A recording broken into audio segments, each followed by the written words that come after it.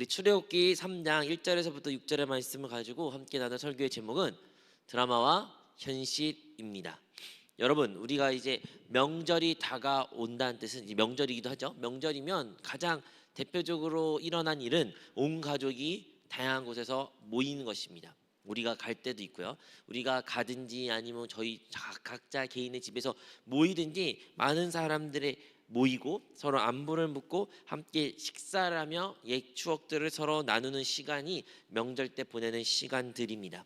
그러나 최근에 조사에 따르면 그 명절이 행복하고 즐거운 시간이어야 되는데 명절만 다가오면 스트레스를 받는다. 명절이 끝나면 명절 증후군이라는 표현이 나올 만큼 그것이 너무나도 힘들고 어렵고 부담스럽고 회피하고 싶은 자리, 시간이 되었습니다. 여러분들은 명절 되면 어떠한 입장이십니까? 이것은 참 놀라운 결과입니다. 행복한 시간이고 모두를 위한 시간이라고 말은 하지만 정작 그 사람들은 전혀 행복하지 않으며 많은 사람들은 힘들고 어렵다고 고백하는 것입니다. 왜 그럴까요? 또 많은 사람들의 설문조사에 의하면 해외 같은 경우에는 그들의 쉼, 당신은 언제 쉰다고 느껴지십니까? 당신은 휴식을 언제 느끼십니까? 라는 질문을 했을 때 많은 해외에 있는 국가들 같은 경우에는 1위가 가족들과 시간을 보냈을 때, 가족들과 함께 시간을 보내면 나는 쉼을 느낍니다, 이렇게 대답하다고 합니다. 그러면 우리나라는 어떨까요? 우리나라도 집에서 쉰다는 표현이 가장 압도적 1위지만 조금 더 자세히 보면 집에서 혼자 쉴 때 쉰다고 대답했다고 합니다. 즉 집에서 부모님이랑 가족들이랑 친척들이랑 같이 있으면 그것이 쉬는 게 아니에요. 우리는 집에서, 한국 사람들은 집에서 많은 일을 끝내야 됩니다. 뭘 해야 되죠? 설거지도 해야 되지, 빨래도 해야지, 이것도 저것도 다 일을 끝내야 비로소 쉰다라고 표현합니다. 근데 해외 같은 경우는 그 모든 과정이 설거지를 하든 식사를 하든 그것을 함께 청소를 하든 어떤 무슨 집을 고치든 수리하든 그 모든 과정이 가족들과 함께하고 대화를 나누는 자리라면 그것을 쉼으로 받아들이는 반면에 우리나라 사람들은 그 모든 과정에 대화가 섞여 있다면 부담스럽게 여기고 어렵게 느껴진다는 것입니다. 왜 우리는 혼자 있을 때, 집에서 홀로 있을 때 쉰다는 것만 느낄까요? 어째서 우리가 이렇게 대화가 어렵게 느껴지는 것일까요? 많은 이유가 있겠지만 대표적인 이유는 그 대화의 내용에 있는 것입니다. 항상 명절에 오면 기사에 이런 이야기가 나오죠. 명절 갈 때 절대로 말해서는 안 되는 질문들. 혹시 뭔지 아십니까? 절대로 부모들이, 어른들이 자기 조카들이나 아니 다른 사람들한테 질문해서 하는 질문들에서 1위부터 몇 위까지 쫙 이렇게 순위를 매깁니다. 올해도 CBS 라디오라는 곳이 있는데 거기에서 라디오에서 설문조사를 했답니다. 그 설문조사에 따르면 3위는 해서 안 되는 말, 3위 절대 듣고 싶지 않는 말, 그 중에 3위는 너 잘 되라고 하는 말이야 하면서 이런저런 얘기하는 것을 제일 듣기 싫대요. 2위는 요즘 애들은 말이야 나 때는 안 그랬어, 그게 2위입니다. 그리고 1위는요 바로 앞으로 계획이 뭐니? 앞으로 어떻게 할 생각이니? 이거를 물어보는 게 가장 싫은 질문이래요. 여러분도 웃으신 거 보니까 공감하시나 봅니다. 여러분도 이런 질문을 듣고 싶지 않으신가 봐요. 근데 왜 우리는 이러한 질문들을 듣고 싶지 않을까요? 왜 우리는 이러한 이야기에 대해 대화를 나누고 싶지 않을까요? 우리가 진짜 대화를 하고 싶지 않아서 그럴까요? 많은 경우에는 그렇지 않을 것입니다. 사실 더 솔직하게 우리 자신에게 물어본다면 우리가 그 질문을 받았을 때 그 질문에 대한 답을 떳떳하게 당당하게 혹은 내가 속 시원하게 말할 수 없는 나의 상황, 나의 처지가 있기 때문에 그런 것 같습니다. 많은 경우에는 나도 성공하고 자랑하고 좋은 것을 말하고 긍정적이고 다른 사람에게 기쁨이 될 수 있는 그런 소식들을 전했으면 좋겠지만 많은 경우에는 해결되지 않는 나의 문제, 나도 내 앞길을 알지 못하는 상황, 내가 놓인 이 상황이 나가 이루고 싶어서 있는 것이 아닌데도 불구하고 마치 나의 실수처럼 나의 잘못처럼 말하는 그런 사람들의 시선 말투 때문에 우리는 그 모든 상황 가운데 대화 자체를 하지 않으려고 합니다. 그래서 우리는 그러한 상황까지 놓일 때마다 우리는 이렇게 생각합니다. 차라리 인생이 드라마와 같이 모든 것이 잘 됐으면 참 좋겠다. 드라마는 모든 것이 영화나 소설이나 알지 않습니까? 처음엔 많이 힘들지라도 결국에는 잘 되고 결국에는 모든 것이 이루어지며 결국에는 모든 것이 행복해지는 그러한 인생처럼 우리의 인생도 드라마와 같이 모든 것이 잘 되기를 바라는 우리의 소원이 있기 때문에 그 드라마의 엔딩이 아닌 그 중간 과정에 어떠한 시련과 역경과 어려움이 있을 때는 우리는 그것을 회피하고 애써 말하지 않으라고 다른 사람에게 눈에 띄지 않으려는 우리의 모습들이 있습니다. 우리가 그런 이유는 우리가 잘 되면, 우리가 성공하면, 우리가 무엇인가에 자랑할 것이 있으면 그때서야 내가 말하리라, 그때서 내가 내 자신을 드러내리라 라는 우리의 솔직한 모습이 있는 것은 아닐까요? 여러분들은 드라마를 좋아하십니까? 요즘에는 넷플릭스나 아니면 뭐 왓챠 같이 개인적으로 각각 보는 드라마 종류가 너무 다른 것 같아요. 옛날에는 이제 TV에서 나온 드라마 이름 하나 말하면 다 같이 공감할 수 있는 시대가 있었는데, 요즘엔 무슨 드라마를 보시는지 제가 알 수는 없으나 그래도 각각 좋아하는 드라마가 있거나 혹은 만화가 있거나 애니메이션이 있거나 혹은 여러분 좋아하는 동화도 있을 수 있을 것 같습니다. 하지만 드라마나 동화나 많은 이야기의 끝은 항상 해피 엔딩으로 끝난 경우가 많이 있습니다. 어떠한 우여곡절이 있을지라도, 어떠한 시련과 역경이 있을지라도 끝은 항상 주인공이 이기게 될 것이고 선은 악을 이기며 모든 것이 해피 엔딩으로, 특히 동화 같은 것은 어떻게 끝나니까 공주 시리즈들은 항상 왕자와 결혼해서 행복하게 살았습니다라는 엔딩을 갖게 됩니다. 여러분, 우리는 그것을 보면 너무나도 기쁜 마음으로 아니면 만족한 마음으로 그 엔딩을 보고 흡족하지만, 사실 그 드라마나 아니면 그 애니메이션이 끝나는 순간 우리는 무엇을 인지합니까? 우리는 드라마에 살지 않고 현실을 살고 있습니다. 여러분, 우리의 결혼 생활이 정말로 어떠한 남자 여자 만나는 것의 최종 점이라면, 결승골점이라고 생각한다면 과연 그것이 참일까요? 결혼을 하면 행복하죠. 하지만 결혼한다고 해서 항상 행복한 것은 아닙니다. 결혼한 순간부터 또 다른 시작이 나타납니다. 어떻게 하냐고요? 여러분의 부모님을 보시면 알지 않습니까? 우리의 부모님을 보면 그렇게 행복해 보이지 않는 것 같습니다. 많은 어려움과 시련과 역경이 있습니다. 그렇다고 해서 나는 안 그럴 거야, 나는 제대로 배우자를 만나서 제대로 남자친구 여자친구 만나면 나는 결혼하면 행복할 거야 라고 생각하지만, 그런 많은 생각한 사람들이 결혼하였고 그와 비슷한 일로 또다시 또 다른 시작과 또 다른 역경과 문제를 마주하는 것입니다. 네, 드라마는 끝은 항상 해피엔딩으로 좋은 것으로 명확하게 끝나지만 우리의 인생은 그렇게 명확하지 않습니다. 어떠한 일이 있든지 어떠한 결정이 있든지 어떠한 우리의 목표를 달성하든 달성하지 않는 간에 우리가 그것을 이루게 된다면, 그곳에 서게 된다면 어떠한 상황이 놓이게 되는 것입니까? 또 다른 시작에 불과한다는 것입니다. 잠깐 이루었다, 아니 잠깐 실패했다, 슬픔과 혹은 즐거움과 기쁨은 존재했을지라도 결국에는 그것도 잠시 또 다른 시작이, 또 다른 우리가 앞으로 나아갈 일들밖에 없는 것이 우리의 인생입니다. 대표적으로 우리가 고등학교 때 열심히 대학생활을 위해서 대학을 진학을 위해서 공부를 합니다.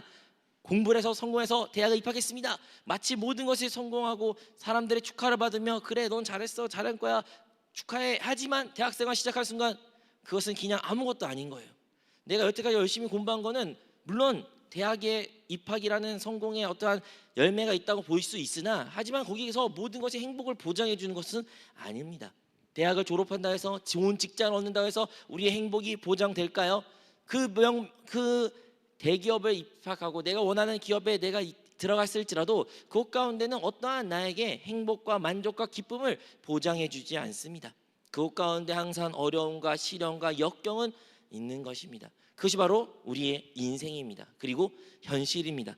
그런 현실을 바라볼 때 우리는 많은 질문을 갖게 됩니다. 하나님, 왜 나의 인생은 이럴까요? 하나님, 왜 나는 이렇게 힘들까요? 왜냐하면 방금 전에 말한 것은 모두 잘된 경우도 이렇게 힘든데 우리 인생을 뒤돌아보면 잘 되는 경우보다는 실패한 경우가 더 많이 있기 때문입니다. 우리가 계획하고 우리가 준비하고 우리가 피와 땀과 눈물을 흘렸던 그것들이 이루어지는 경험보다는 실패하고 이루어지지 않은 경우가 더 많이 있습니다. 우리에게는 상처와 아픔이 더 많은 삶을 살고 있습니다. 그러한 삶을 살 때 나는 진짜 이 세상의 주인공이 아닌 것처럼, 나는 진짜 드라마의 주인공처럼 살고 싶으나 모든 것은 나를 부정하는 것 같은 인생 가운데 우리는 항상 절망하며 살고 있습니다. 이것이 진정으로 하나님께서 우리에게 원하는 삶일까요? 오늘 우리가 읽었던 본문의 말씀은 바로 모세가 등장하고, 이 모세는 이와 같은 상황에 놓인 사람이었습니다.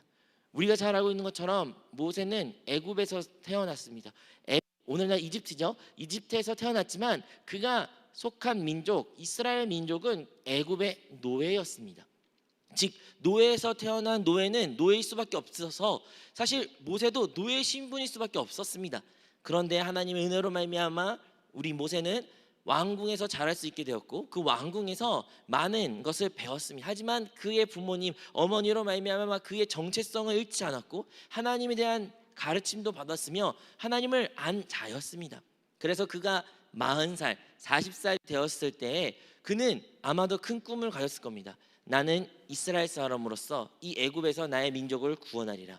나는 이스라엘 사람으로서 하나님을 아는 사람으로서 하나님의 약속하신 그 땅으로 이 백성을 이끌리라. 그러한 꿈과 소망이 당연히 있었을 것입니다.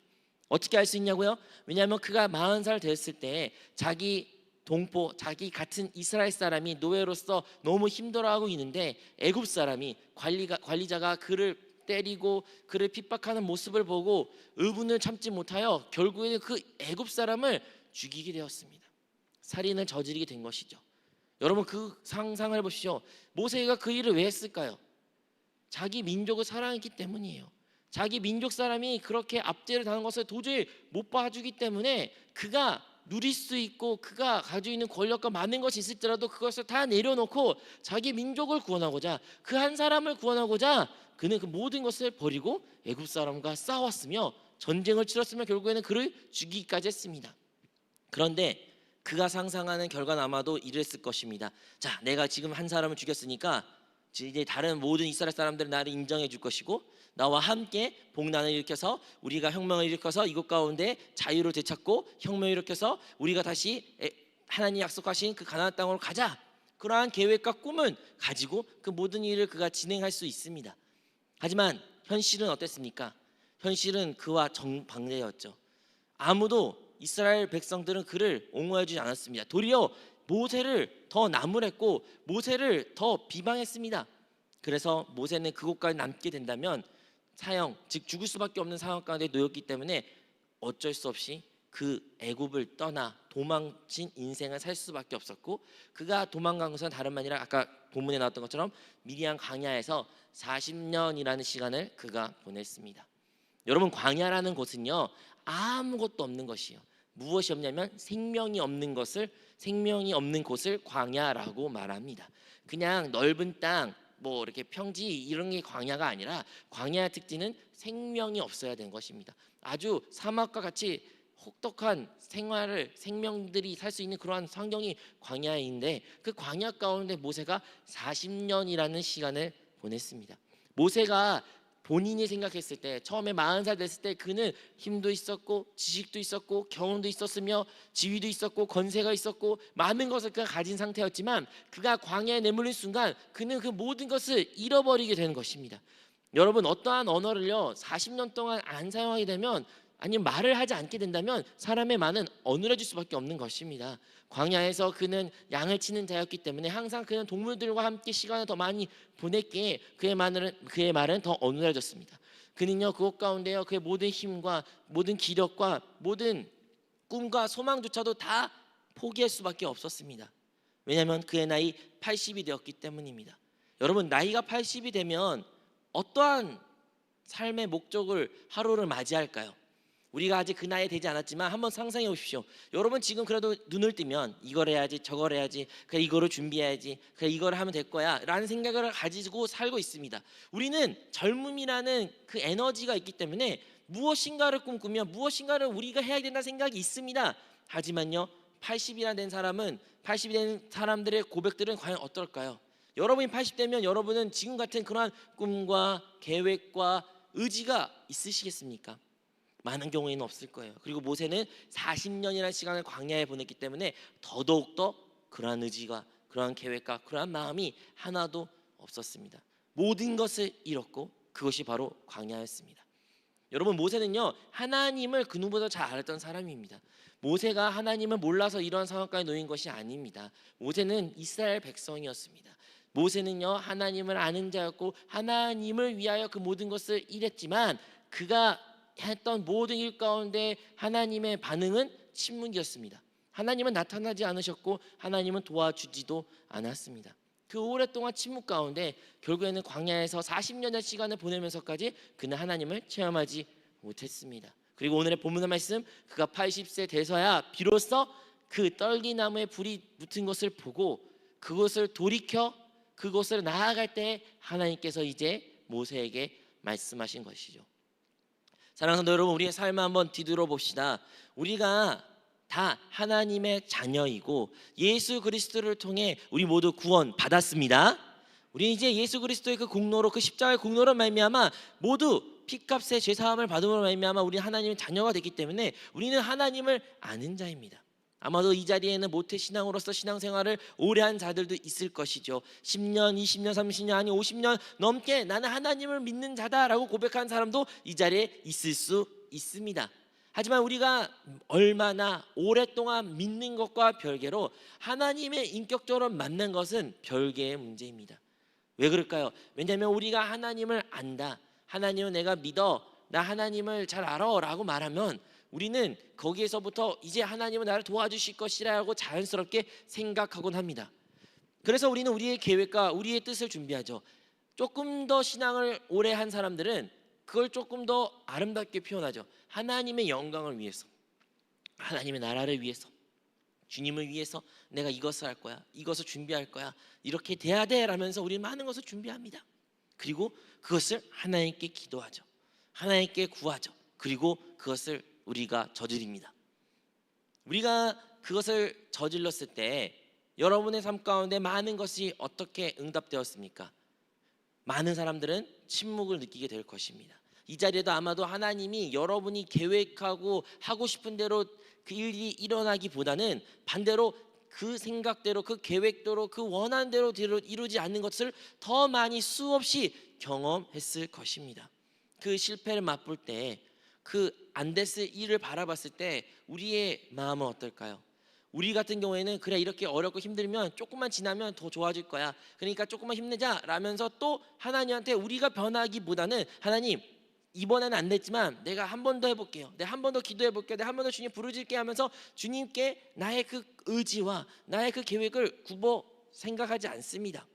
하지만 그 시간이 1년, 2년, 3년 아니면 모세와 같이 40년의 시간 되면 과연 우리가 처음에 계획했던 꿈, 처음에 계획했던 우리의 계획, 처음에 우리가 가졌던 그 모든 것들이, 정욕들이 과연 남아 있을까요? 많은 경우에는 남아 있지 않습니다.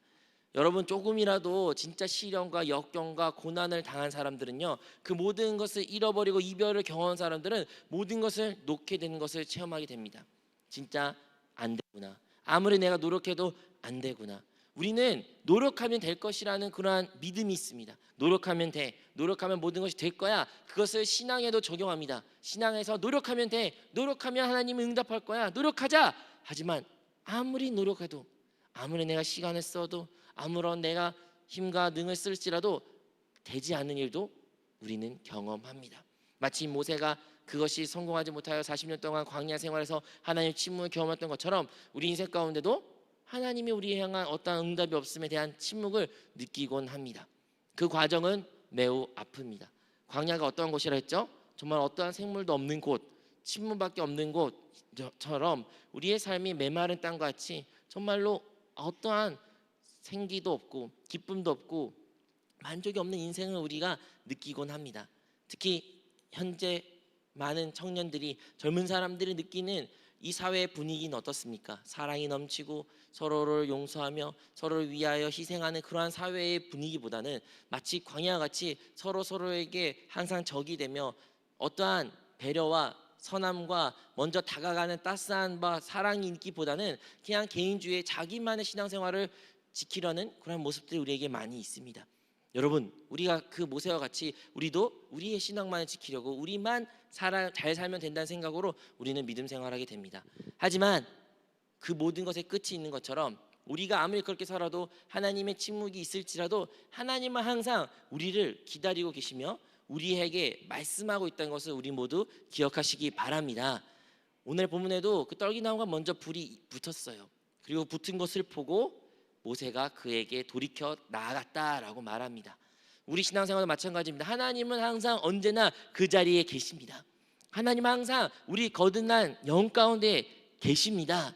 내주하신 영이신 그리스도가 우리 안에 계십니다. 우리가 해야 될 일은 그럼 뭘까요? 그러한 침묵과 그러한 어려움과 그러한 슬픔과 그러한 공허함 가운데 우리가 놓여 있을 때 우리가 해야 되는 일은 다름 아니라 돌이켜서 하나님 앞에 우리 그리스도께 나아가야 되는 것입니다. 우리가 주님께 나아갈 때 그때서 비로소 우리 하나님께서는 말씀하십니다.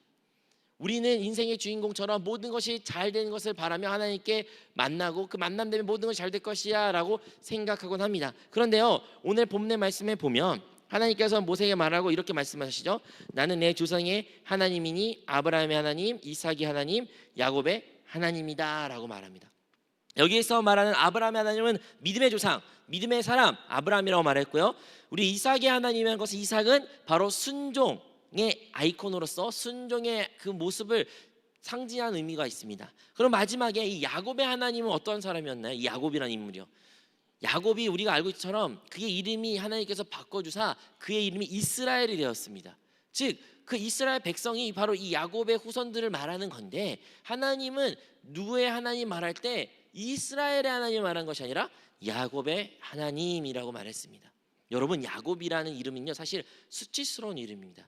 야곱은 실패를 많이 경험했고요. 야곱에는 속이고 다른 사람을 넘어뜨리고 실패하고 넘어지고 아버지를 떠나고 이러한 정말 부끄러움이 많은 이름이 그 야곱입니다. 우리 같았으면 그 부끄러운 이름을 바꿔줬으니까 새 이름을 줬으니까 그 새 이름으로 하나님이 불러주시면 좋겠지만, 하나님은 딱 꼬집어 그 야곱의 하나님이라고 말한 것입니다. 여러분, 우리가 지금 실패와 역경과 고난과 공허함 가운데 정말로 내가 부재불능하다라는 느낌을 들지라도 하나님은요 우리를 그냥 버리지 아니하십니다. 우리 생각 같으로는 우리 이러한 머저리 같은 것을 그냥 없애시고 그냥 새로운 피조물로 만들어서 새로운 주인공으로 슈퍼맨처럼 만들어서 그렇게 내가 하나님을 섬기고 싶다라고 생각하지만, 하나님은 지금 우리 있는 그대로의 모습을 기억하시고 그 하나님으로서 우리와 함께하는 것을 우리는 기억해야 됩니다. 하나님은 언제나 우리와 함께 계십니다. 우리가 넘어져도, 우리가 쓰러져도, 우리가 범죄했을지라도, 우리가 하나님께 떠났을지라도 하나님은 항상 우리와 함께 계시며 우리 안에 계시고 우리에게 끊임없이 기름 부음을 통하여 말씀하고 계십니다. 그러므로 그 야곱의 하나님을 말하면서 모세에게 하나님의 소명을 회복시킨 것처럼 우리 신앙 가운데도 하나님께 소명, 하나님께 응답을 받기 위해서는 먼저 우리 안에 계신 주님께 돌이켜야 되는 것입니다. 언제요? 우리의 모든 생각과 의지와 계획과 그 모든 것을 내려놓고 그 모든 것이 사라질 때 비로소 우리 하나님께 나아갈 때 비로소 진짜 참된 하나님을 만날 수 있게 된 것입니다. 여러분, 이러한 사람 제가 만났습니다. 제가 청년 때 친구들이랑 같이 이제 여러 명 갔는데 어떠한 여자 두 자매분들이 대화를 나눴습니다. 대화를 나누는데 서로 대화를 나누는데 제가 지켜보는데 대화가 아니에요. 한 사람은 자기 얘기만 하는데 반대 사람도 자기 얘기만 하는 거예요. 근데 끝없이 자기 얘기만 서로 하는데 서로 대화를 하고 있대요. 저는 그걸 보면서 이게 가능한가 싶었는데 그게 대화래요. 그냥 자기 얘기만 하고 또 자기 얘기만 하는, 이게 무슨 말입니까? 우리가 하나님과의 대화, 하나님과 기도, 하나님과 교통이라고 많은 이야기를 이렇게 나누지만 많은 교회는 이런 경우가 있다는 거예요. 우리는 우리의 얘기만 하는 게 끝없이 말합니다. 그리고 하나님은 하나님의 계획하신 가장 좋은 길을 우리 인도하기 위해 하나님의 계획을 우리에게 끊임없이 부어주고 있습니다. 여러분, 무엇을 해야 우리가 하나님의 음성을 들을 수 있을까요? 나의 음성을, 나의 기도를, 나의 생각을, 나의 계획을, 나의 의지를 더 강력히 피력할 때 그분의 음성을 더 들을 수 있는 것일까요?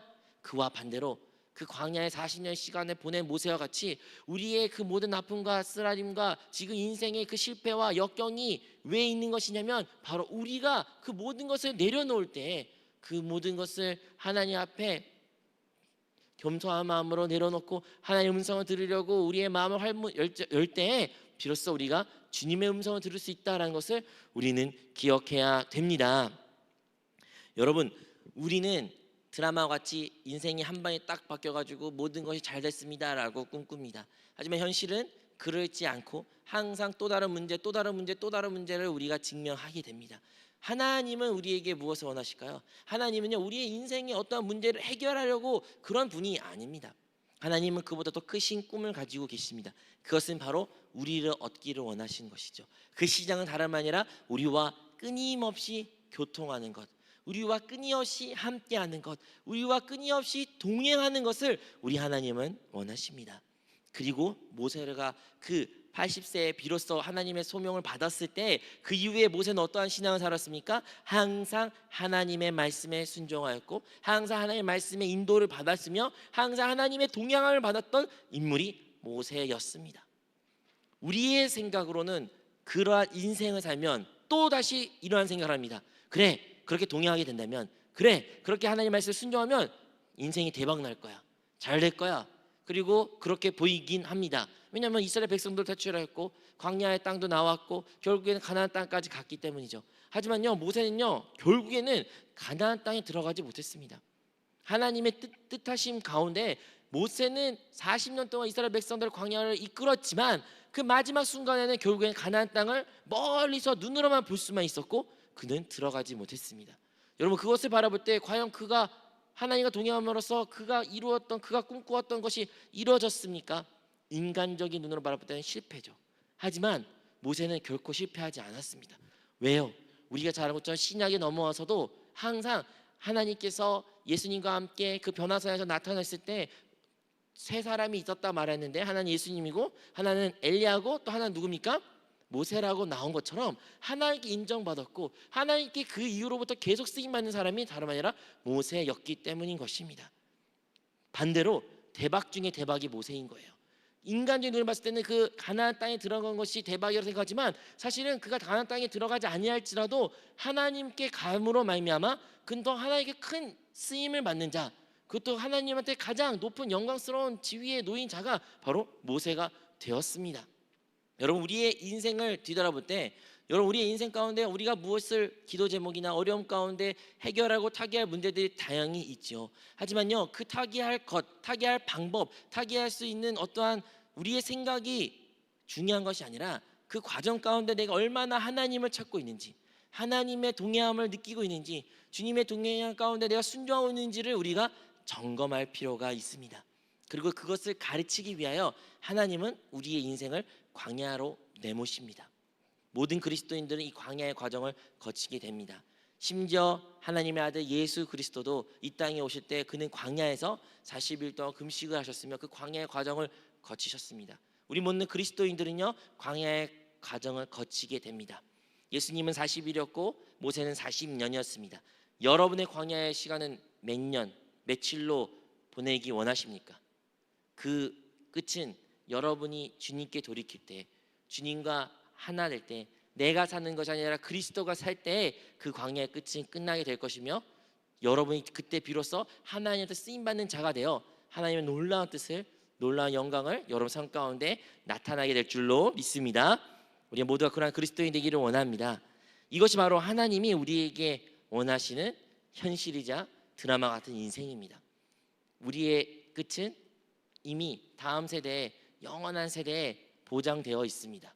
그러므로 지금 우리가 겪는 이 모든 고난은요 그 영광스러운 한 페이지를 장식하기 위한 과정일 뿐인 것을 기억하시고 다시 한번 일어나시고 다시 한번 주님께 부르짖고 돌이키실 때 주님의 놀라운 은혜와 사랑을 경험하시기 바랍니다.